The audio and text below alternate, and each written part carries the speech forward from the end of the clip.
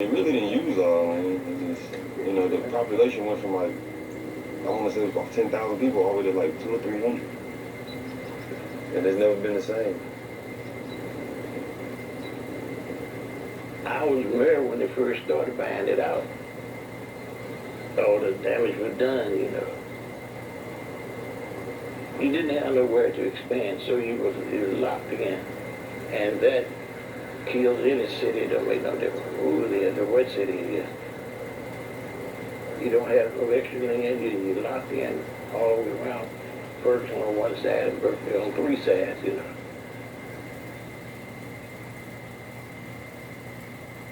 So, Kenlock was doomed from the beginning, but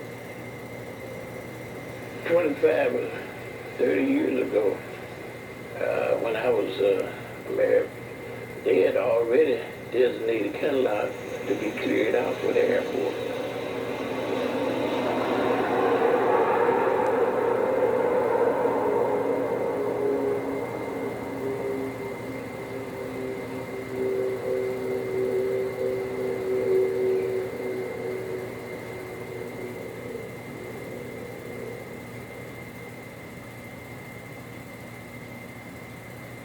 At this point, we could begin the difficult task of restoring each man to a level of human dignity. Within a generation, all traces of the nightmare could become no more than a matter of history.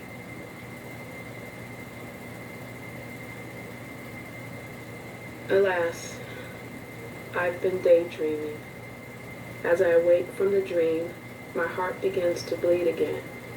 For in my heart, I know that too few will try. So what do we say to the rioters? Folks seem to be dancing around the question. I just don't know how to deal with it any other way. It's something that I've been affected by all my life. My friends and family members, the same. And I think that is what was going on during the time that I worked in the city of Kenlock. It was with me when I was in school. It's with me now. It's with me as I listen to the politics of what goes on in the United States. And what are we ready for? Why can't we straighten this thing out?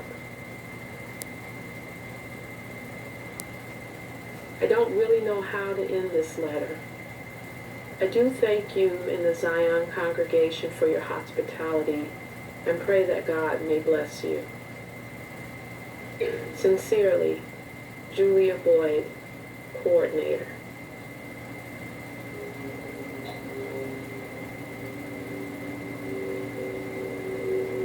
Fourscore and 7 years ago, our Father brought forth upon this continent a new nation, conceived in liberty and dedicated to the proposition that all men are created equal.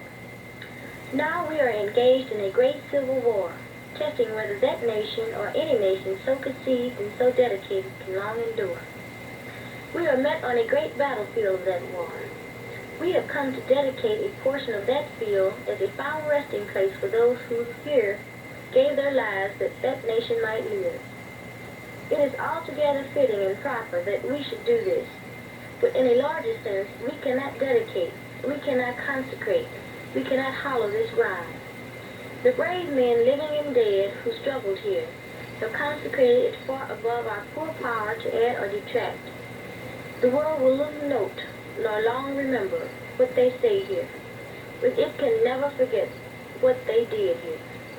It is for us, the living, rather to be dedicated here to the unfinished work, which they who brought here have thus far so nobly advanced. It is rather for us to be here dedicated to the great task remaining before us, that from these honored dead we take increased devotion to that cause for which they gave the last full measure of devotion, that we here highly resolve that these dead